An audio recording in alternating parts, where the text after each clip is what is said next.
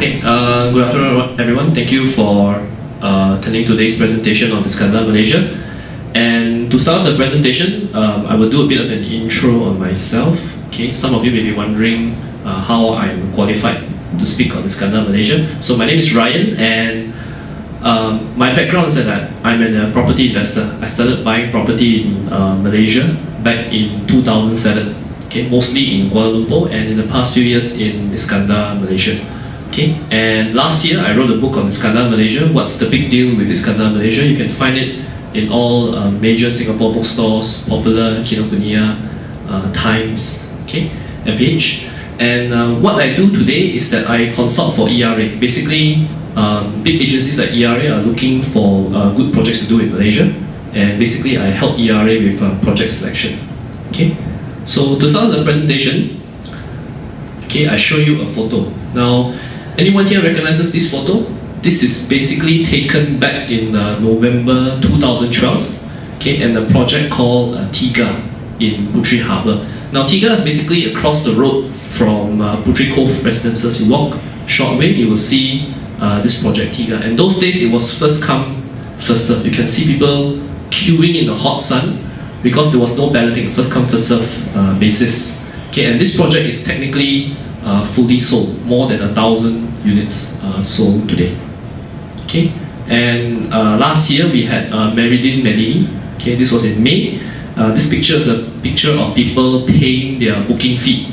Okay, and you can see it's a very long queue. Okay, they have sold over 700 units today. So very, very strong response. The balloting was done in Johor Bahru. Okay, and 1 week later, we had Iskandar Residences. Okay, this is also in Medini. They have sold over 600 units.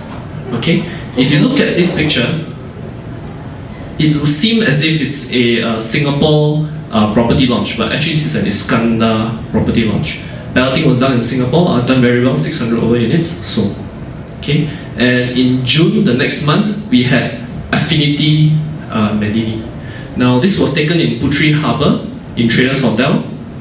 More than 2,000 checks, but only 147 units for sale.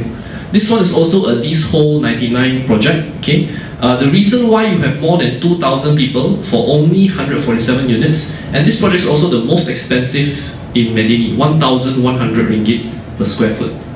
Okay, but because this project is managed by CapitaLand, Singapore's CapitaLand, so people are willing to pay a premium for this project. Okay, and in July last year, ERA did the Pristine Medini. We have sold over 800 units. This was done in this building itself in Toa. And most of you may have heard of Country Garden Danga Bay. This is a very famous Chinese developer. They have sold actually more than 6,000 units today. Very, very impressive sales figure. Okay, this is the one last year when you had all the MediaCorp artists coming to do the free performance. They were giving free shuttle bus to JB, free food, free petrol voucher. Okay, so very impressive marketing campaign, more than 6,000 units sold. Okay, and last year we also had Eco Botanic Nusa Jaya in September. Okay, and over 600 units sold. It's landed property, more than 5,000 checks. Actually, I was also there. Okay, but my check wasn't selected. Okay, 600 units sold. Very, very impressive. And of course, Puteri Cove Residences itself, which we did early last month. Okay, we did it in Puteri in Hesing Hub, and we have sold more than 380 units ourselves in this project.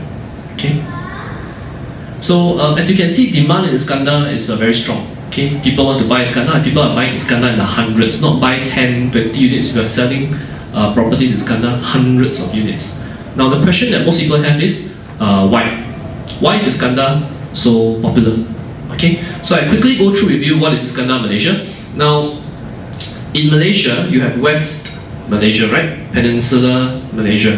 Now in Peninsular Malaysia, you have many states. Okay, and in the southernmost state of Johor, okay, we have Iskandar Malaysia over here, which is next to Singapore. Okay, notice that within the southernmost state of Johor, you have this special zone called Iskandar Malaysia. Okay, and this Iskandar Malaysia about 3 times the size of Singapore. And the reason why it's over here is because you want to be next to Singapore to tap on the Singapore economic strength. Okay, now we zoom in a little bit into Iskandar Malaysia. You can see zones A, B, C, D, and E. Okay, this is how the government tried to split different focus areas within Iskandar Malaysia, because Iskandar Malaysia is a very big place. Now zones C, D, and E are basically industrial area, shipping ports, okay, in also a lot of oil and gas in zone D, and airport in zone E. So basically these are what we call non-target areas, because you don't find much residential property here, unless you're buying land, unless you're buying factory. Okay, so most of the investor focus actually has been in zone A, which is the Johor Bahru City Centre that most people in Singapore know very well. This is where most people go to do weekend shopping and massage and things like that. And zone B, which is Nusa Jaya.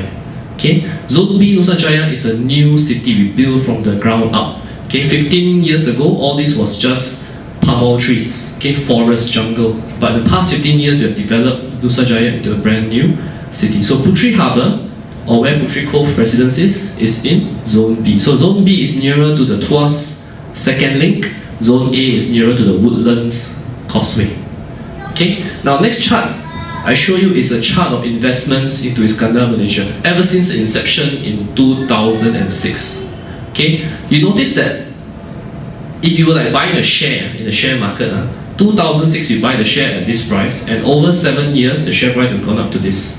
Okay, it's done very, very well. So Iskandar actually has been very successful in attracting investments. Okay, now again, the question you will have is, where does all this money go to? What type of industries? What type of jobs they have been created? Okay, so now we go through the industries one by one. Okay, now first industry I'll talk to is education. Okay, now in Nusa Jaya Zone B, we have this place called Edu City. Okay, Edu City is basically 300 acres of universities and schools. Okay, and among the university schools you have here is, for example, University of Southampton. This is from the UK. Newcastle University, which is also from the UK, focusing on medicine. Okay, and you notice that Singapore MDIS, Management Development Institute of Singapore, has a very big plot of land over here. And Raffles Education also has a very big plot of land over here. Okay, they're going to build very big multi-varsity campuses. Okay, so if I show you some pictures of the completed universities, you can see Southampton, okay, that focuses on engineering, Newcastle that focuses on medicine, and Johan Cruyff for sports science. Okay, now the total student population for Edu City is 18,000 students by 2018. That is the target student population. Today is roughly about 1,000 to 1,005. Okay, but by 2018 we will hit 18,000 students. I will show you later how this number will be achieved. Okay, now we go on. The next school that I want to talk about is Marlow College. Okay, now Marlow College, what Marlow College is a boarding school for primary to secondary school kids. Okay, now in case you don't recognize Marlow College, okay, it's a very famous school in the UK, in England. Now, Princess Kate Middleton, the wife of Prince William, okay, the one that just gave birth recently, Prince George, right? She is a Marlow College alumni. Okay, she studied in Marlow College. So I like to say that if you have your children want to marry into the British royal family, you send them to Marlow College. Prince George is only 1 year old. Okay, so you have a daughter next year. The daughter sent to Marlow College. Okay, you can marry the British royal family. Other famous people from the from Marlow College is Sam Cameron. Sam Cameron is the wife of Prime Minister of England, David Cameron, and also the Sergey Brin, co-founder of Google. His fiancée is also from Marlow College. So for the Angmo and the expatriates in Singapore, when they learn that there's such a high branded school in Iskandar, they send their children there. Even though they pay very, very high school fees, in some cases higher than Singapore, they still send their children to Marlow College. And this is the first time that we've seen students travel from Singapore to Johor for schooling. Normally it's Malaysians go to Singapore for schooling, now it's the other way around. Okay, Singapore people travel over to Johor to go to school. Okay, Marlow College today about 600 over students. Enrollment will raise to 1,000 by end of 2014. Okay, very, very strong enrollment. Okay, now we go on to the next school, which is MDIS. Okay, as I mentioned earlier, MDIS is one of Singapore's private tertiary education institutions, right? And you notice that opening 2015, which is end of next year. And if you look at the construction site, currently doing piling is really ongoing, and MDIS targets 2,000 students in the first phase in 2015, 10,000 when entire campus is completed in 2023. So very ambitious plans, MDIS. Today they already have about 1,000 students, but they are based in the city centre. They will move this to this main campus in 2015. So effectively they will double the student population when they open end of next year. Okay. Now the other one is Raffles. Raffles Education also has plans for a very massive campus. Construction will start next year. Okay.